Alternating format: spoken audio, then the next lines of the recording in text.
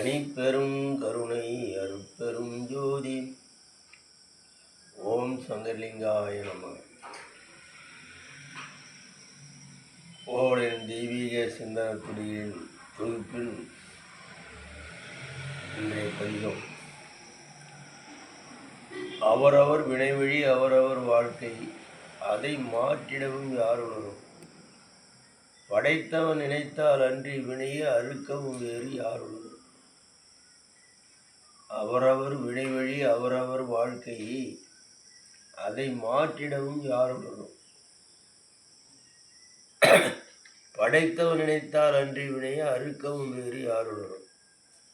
முற்பகல் செய்தால் பிற்பகல் விளையும். முன்னோர்கள் சொன்ன வாக்கின்படி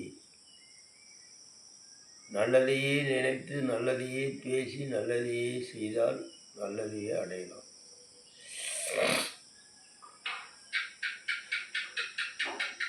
ஒவ்வொரு மனிதர்களும் தனிமையில் அமர்ந்து இறைவன் படைப்பை பற்றியும் நம் மனிதர்களுக்கு இறைவன் அமைத்து கொடுத்திருக்கக்கூடிய அமைப்புகளின் நிலையை பற்றியும் சிந்தித்தால் அவரவர்களுக்குமே விளங்கும். தவறுகளையே செய்ய மாட்டார்கள், தப்புகளையே செய்ய மாட்டார்கள், பிற உயிர்களையும் கொல்ல மாட்டார்கள், பிற உயிர்களை கொன்றும் உண்ணவும் மாட்டார்கள். உண்மை வழியில்தான் நடக்க வேண்டும் என்ற ஒரு அறிவும் ஞானமும் தெளிவும் யோசனையும் அவர்களுக்கே உருவாகும். தவறுகள் செய்வதற்கு காரணம் மனிதர்கள் சிந்திக்காததுதான் காரணம். தனிமையில் அமர்ந்து சிந்தித்தால் அவரவர்களுக்கும் அந்த ஞானம் உருவாகும். தவறுகளே செய்யாத ஒரு நிலை ஏற்படும். அதற்காகத்தான் வள்ளல் பெருமான் சொன்னார், தன்னை அறிந்து இன்பமுற வெண்ணிலாவே ஒரு தந்திரம் நீ சொல்ல வேண்டும் வெண்ணிலாவேன்னு சொல்றார். இது ஒரு பெரிய தந்திரம். நீங்கள் ஆடுவதால் பாடுவதால் ஓடுவதாலும் கூட்டம் கூட்டமாக கூடுவதால் எல்லாம் மனம் தெளிவுபடாது.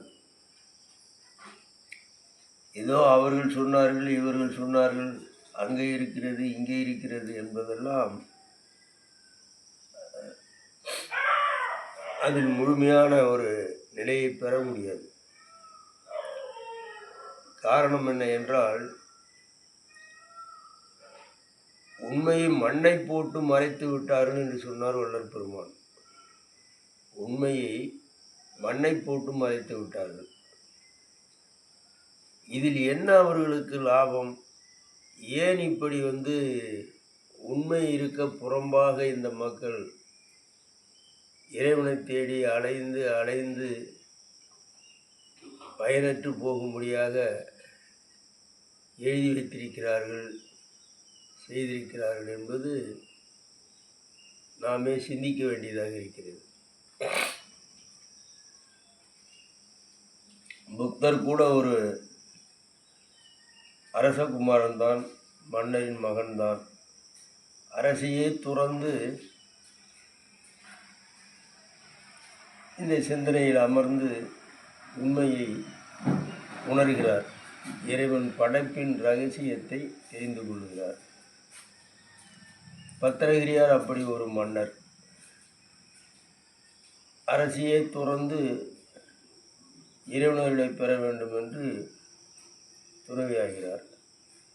மன்னர்களுக்கும் மேலான வசதி படைத்த பட்டினத்தடிகள் கூட இந்த வாழ்வையும் பணத்தையும் செல்வத்தையும் குடும்பத்தையும் துறந்து அருள்வழிதான் பெரிய வழி என்று நடுத்தெருவுக்கு வந்து விடுகிறார்.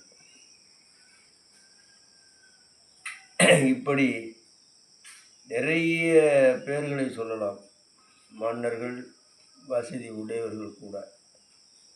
அது நிலையில்லாதது, காணல் நீர் போன்றது.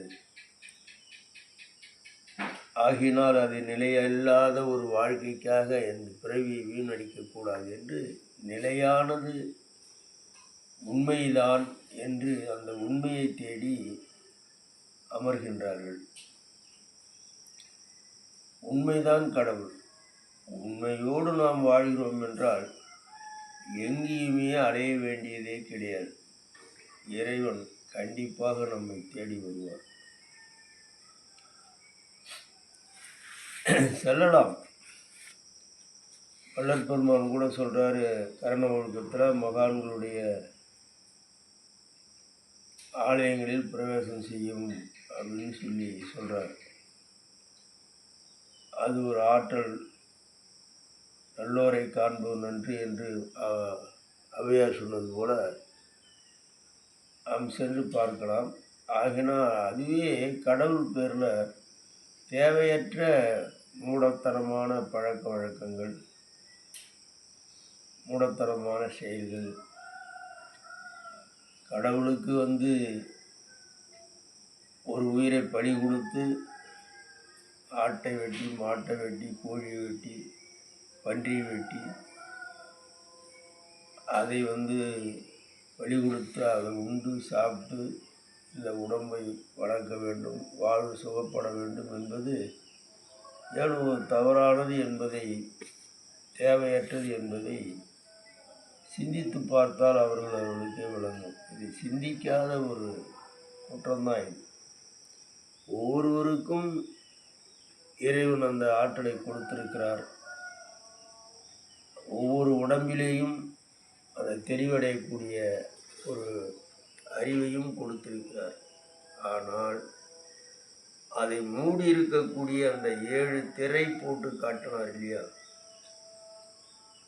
அந்த மாயாசக்தி, இச்சாசக்தி, அந்த திரைக்குள்ளேயே சிந்திக்காமல் இருப்பது தான் இதற்கு காரணம். சிந்திக்கும்போது அந்த திரை விலகுகிறது, உண்மை புலப்படுகிறது. அந்த பிரம்ம முகூர்த்தம் என்று சொல்லக்கூடிய 4 மணி, அந்த 4 மணி அளவுக்காவது நீங்கள் 2 மணிக்கு எழுந்து உட்கார்ந்தால் அதை விட ரொம்ப நல்லது. இருந்தாலும் முடியவில்லையானாலும் கூட ஒரு 4 மணிக்காவது எழுந்து வேறு எதையும் சிந்திக்கக்கூடாது.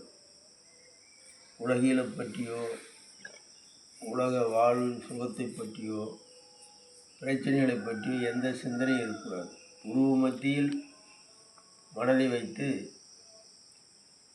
வேறு எந்த சாதனையும் செய்ய வேண்டியது கிடையாது. வள்ளல் பெருமான் சொல்வது அதுதான். நீங்கள் மூலாதாரம், சுவாதிஷ்டானம், மணிப்பூரகம், அநாதகம், விசித்தி, ஆக்கை, சகசிராமம் என்றெல்லாம் சாதனையில் சென்றீர்களேயானால் உங்களால் சாதிக்க முடியாது. ஆகினால் எதுவும் தேவையில்லை. உருவ மத்தியில் மனதில் வைத்து அமைதியாக கவனத்தை அங்கே வைத்து, அங்கே இறைவன் இருக்கிறார், நம்ம ஆன்மா அங்கே தான் இருக்கிறது, உயிர் அங்கே தான் இருக்கிறது. அன்று அந்த லலாடஸ்தானத்தில் திருச்சிற்றம்பலம் என்று சொல்லக்கூடிய இடத்தில் உருவ மத்தியில் மனதை வைத்து அமைதியாக அமர்ந்திருந்தால், நினைக்க நினைக்க நினைக்க நினைக்க, பழக பழக பழக, சிந்திக்க சிந்திக்க, ஒவ்வொரு நாளும் ஒவ்வொருவருக்கும் அந்த விளக்கங்கள் கிடைக்கும். நாம் உணரலாம். அப்படி உணரும்போது நமக்கு ஒரு தெளிவு கிடைக்கும். சரி, நம்மை படைத்த இறைவன் நம்மோடு இருக்கிறார், நமக்கு கொடுக்க வேண்டியது அவர் கொடுப்பார். இந்த பிறவியில் எதை கொடுக்க வேண்டுமோ கொடுக்கின்றாரோ அதை பெற்று அதில் நாம் மகிழ்ந்து வாழ்வது தான் நல்லது. அதற்கு மேல் ஆசைப்பட்டு கொலை என்றும், கொள்ளை என்றும், திருடு என்றும் பிறரை கெடுக்கவும் அலைந்தும், இந்த பொருளுக்காகவும் உடல் சுகத்துக்காகவும் மிருகங்கள் போல் வாழ்ந்தோமேயானால் நாம் கண்டிப்பாக கடவுள் எதிரில் நாம் ஒரு பகையாளி ஆகிவிடுவோம். இறைவனுக்கு நாம் ஒரு குற்றவாளி ஆகிவிடுவோம். இறைவன் அருள் நமக்கு கிடைக்காது, இறைவனுடைய அன்பும் நமக்கு கிடைக்காது. ஏனென்றால் அந்த இறை சட்டத்தை நாம் மாறி நடப்பதால் நமக்கு இறைவன் உறவாக இருக்க மாட்டார், பகையாகத்தான் இருப்பார். அடுத்தாற்போல பல வகையிலே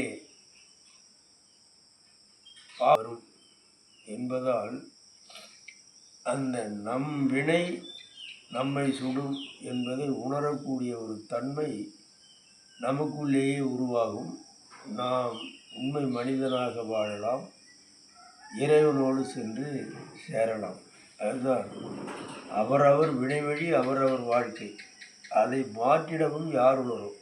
யாராலும் வேறு வகையில் அதை மாற்ற முடியாது. படைத்தவன் நினைத்தால் அன்றி வினையை அறுக்கவும் முடியாது. ஆகினால் ஒவ்வொருவரும் பிரம்ம முகூர்த்தத்தில் எழுந்து அமர்ந்து உருவமத்தில் மனதை வைத்து அந்த இறைவனை அங்கே பதிய வைத்து இறை சிந்தனையில் அமர்ந்து உட்கார்ந்தால் அவர்களுக்கும் விளங்கும். நம்மளுடைய வினைகளை தெரிந்து கொள்ளலாம். முற்பிறவில் நாம் செய்த நன்மை தீமைகளையும் செய்து கொள்ளலாம். இறைவன் நமக்கு துணை இருப்பார். நற்கதி அடையலாம். நன்றி, வணக்கம்.